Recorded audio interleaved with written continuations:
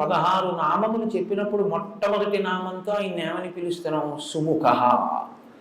సుముఖ అంటే మంచి ముఖమున్నవాడు. సంస్కృతంలో ముఖము అన్న మాటకి నోరు అని కూడా అర్థం. సుముఖ అంటే మంచి ముఖం.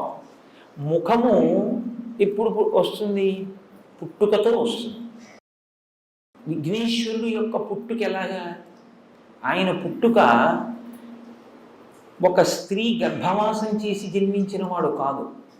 అమ్మవారు ఆవిడ సుమంగళి, అందున నిత్య సుమంగళి, నిత్య యవ్వనంలో ఉండేటటువంటి తల్లి. అటువంటి తల్లి కనుక ఎప్పుడూ పసుపు రాసుకుని ఉంటుంది ఆవిడ. ఎప్పుడూ పసుపు రాసుకుని ఉండేటటువంటి అమ్మవారు ఒకానొక రోజున తన ఒంటి మీద ఉన్న పసుపు నలిచింది.